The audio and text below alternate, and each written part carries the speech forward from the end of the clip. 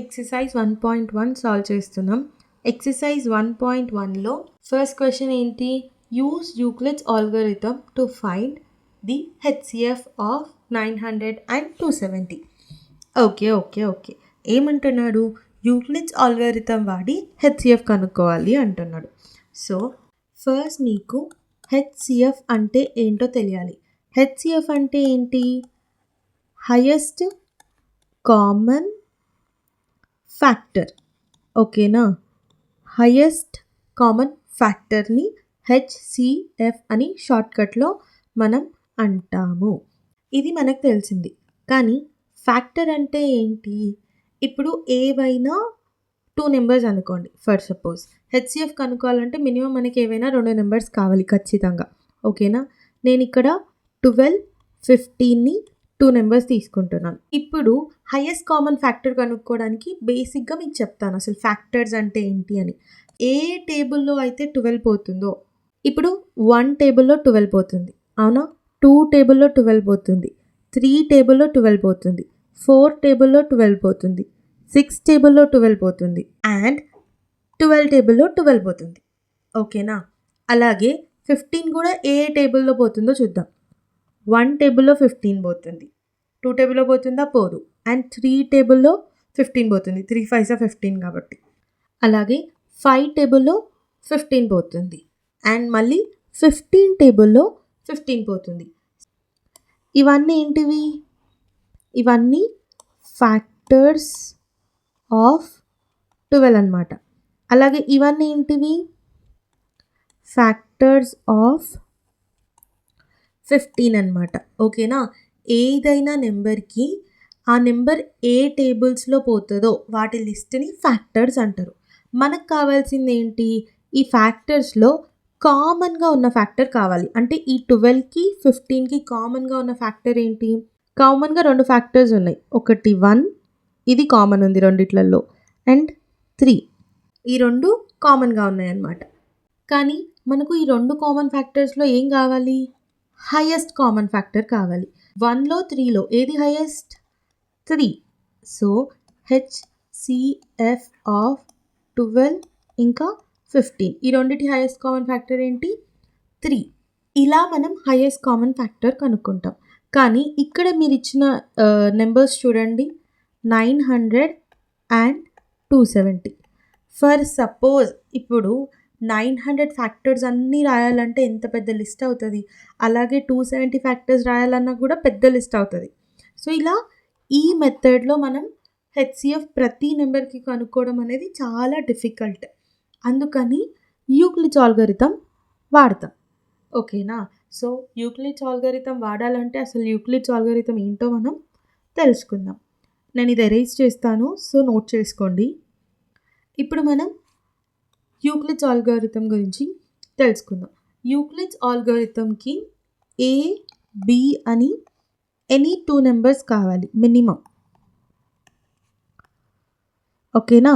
So మనకు ఏవైనా 2 numbers కావాలి. ఒకవేళ మనం ఫస్ట్ క్వశ్చన్ చూస్తే అందుకే మనకు ఏ, బి అన్నట్టు 2 నెంబర్స్ ఇచ్చాడు. అండ్ గుర్తుపెట్టుకోవాల్సింది ఏంటి అంటే A always greater than B. ఓకేనా? అసలు యూక్లిడ్స్ ఆల్గోరిథం ఏం చెప్తుందంటే A is equals to PQ plus R. ఇందులో 2 కండిషన్స్ ఉన్నాయి. ఫస్ట్ కండిషన్ ఆల్రెడీ చెప్పేశాను, ఏ ఎప్పుడు గ్రేటర్ దెన్ బి ఉండాలి. అండ్ ఇంకొక కండిషన్ ఏంటంటే రిమైండర్ ఎప్పుడు బి వాల్యూ కన్నా 0 కన్నా మధ్యలో ఉంటుంది. ఓకేనా? ఇది 2 కండిషన్స్. ఇక్కడ ఈ వాల్యూస్ ఏంటో చెప్తాను. ఇది కోషియంట్. ఓకేనా? ఆర్ అనేది ఏంటి? రిమైండర్. ఓకేనా? ఏ అనేదేమో డివిడెండ్, బి అనేదేమో డివైజర్. ఇప్పుడు ఇలా చూస్తే కన్ఫ్యూజ్ అయ్యేది. నేను మీకు ఒక ఎగ్జాంపుల్ ఇచ్చి చెప్తాను, అప్పుడు మీకు ఈజీ అవుతుంది. ఓకేనా? సో మన ఎగ్జాంపుల్ ఏంటంటే 3 అండ్ 15. ఇది మన ఫస్ట్ ఎగ్జాంపుల్. ఓకేనా? ఇప్పుడు ఏ ఏమవుతుంది, బి ఏమవుతుంది? ఏ షుడ్ ఆల్వేస్ గ్రేటర్, అంటే ఏ పెద్దగా ఉండాలి. సో ఇది ఏ, ఇది బి. సో దీని అర్థం ఏంటి? ఇలా అనమాట. 3 5s 15, మిగిలేదెంత? 0. సో ఇప్పుడు నేను రాస్తాను చూడండి. 15 is equals to 3 into 5 plus 0. ఇక్కడ మీరు గమనిస్తే ఇదేంటిది? డివైజర్. ఓకేనా? ఏది డివైడ్ చేస్తుందో దాన్ని డివైజర్ అంటారు.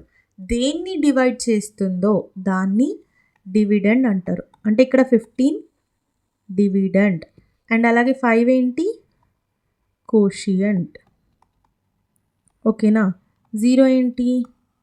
రిమైండర్, ఇంకా ఎంత మిగిలింది అని. ఓకేనా? ఇదన్నమాట ప్రాసెస్. ఇలా మనం రాసుకుంటాం. ఫైన్, ఇది స్టాండర్డ్ ఇలా రాసుకుంటాం యూక్లిడ్స్ ఆల్గోరిథంలో. కానీ ఇక్కడ మనం హైయెస్ట్ కామన్ ఫ్యాక్టర్ ఎలా చెప్తున్నాం? హెచ్సిఎఫ్ ఎలా చెప్తామంటే ఎప్పుడైతే రిమైండర్ 0 అవుతుందో, సో వెనెవర్ రిమైండర్ బికమ్స్ 0 అప్పుడు బి ఈజ్ ద హెచ్సిఎఫ్ అన్నమాట. ఓకేనా? ఇది మనం గుర్తుపెట్టుకోవాల్సిన విషయం. బి అంటే ఏంటి? ఇక్కడ ఆ డివైజర్. ఓకేనా? సో ఇక్కడ బి ఏంటి? బి అనేది 3. సో 3కి 15కి హెచ్సిఎఫ్ ఏంటి?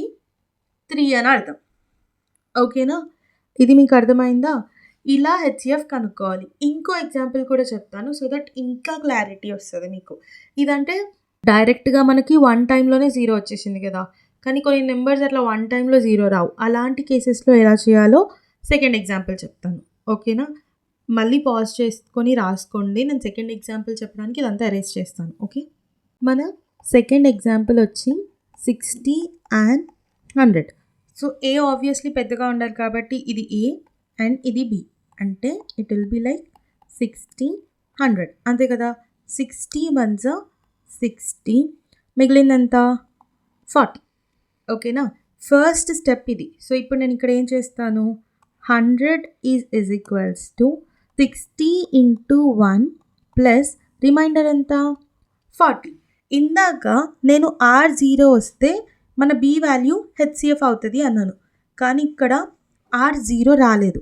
సో అప్పుడు ఏం చేస్తాము అంటే 100కి 60కి మనం కనుక్కున్నాం, అయిపోయింది. అంటే 160 స్టెప్ అయిపోయింది. కానీ ఇప్పుడు ఇక్కడ నాకు రిమైండర్లో 40 ఉంది. ఇది 40 ఉండకూడదు. అంటే రిమైండర్ 0 వచ్చేంత వరకు ఏం చేస్తామంటే ఇప్పుడు ఈ బి ఏ అయిపోతుంది అండ్ ఇది ఆర్ బి అయిపోతుంది అనమాట. ఈ B becomes 60 and this R becomes B. ఓకేనా? అలా చూసుకుంటే ఇప్పుడు నెక్స్ట్ ఏంటి? ఈ 60 40కి మనం సేమ్ యూక్లిడ్స్ లెమ్మాని అప్లై చేయాలి. ఎందుకు? రిమైండర్ని 0కి తీసుకురావడానికి. సో ఇప్పుడు ఇది స్టెప్ 1 అనుకుంటే స్టెప్ 2 ఏంటి? 60 and 40. ఇప్పుడు కూడా రెండిట్లలో ఏది పెద్దది? ఇది ఏ, ఇది బి. అంటే ఏంటి? 40 60, అంతే కదా. 40 1s 40, మిగిలేదంత రిమైండర్ 20. సేమ్ ఇప్పుడు ఇక్కడ ఇది స్టెప్ 1. ఇప్పుడు స్టెప్ 2 రాస్తాను. స్టెప్ 2 ఏంటి? 60 is equals to 40 1s plus 20. ఇంకా కూడా రిమైండర్ నాకు 20 ఉంది. ఈ ఆర్ అంటే రిమైండరే కదా, నాకు ఆర్ ఇంకా 0 అవ్వలేదు. సో ఇప్పుడు కూడా స్టెప్ 3 కావాలి దీనికి. అంటే ఎక్కడి వరకైనా ఎన్ని స్టెప్స్ అయినా పర్లేదు, కానీ రిమైండర్ 0 వచ్చేంత వరకు ఈ యూక్లిడ్స్ ఆల్గోరిథం మనం అప్లై చేస్తూనే ఉండాలన్నమాట. ఫస్ట్ స్టెప్ 60 and 100తో చేసాం, 40 రిమైండర్ వచ్చింది. సో 40 and 60తో చేస్తున్నాం. ఇప్పుడు ఏంటి? 20 రిమైండర్ వచ్చింది. ఇప్పుడు దేంతో చేస్తాం? 20 and 40తో చేస్తాం. స్టెప్ 3 కోసం ఈ కండిషన్స్ని పక్కకు రాశాను. ఇప్పుడు స్టెప్ 3 ఏంటి? 40 and 20. ఏ అండ్ బి వాల్యూస్లో ఇది బి అయిపోతుంది అండ్ ఇది ఏ. అంటే 20 40, 20 2s 40, రిమైండర్ ఎంత? 0. సో దీన్ని ఇప్పుడు ఎలా రాయొచ్చు? ఇక్కడ స్టెప్ 3ని చూడండి.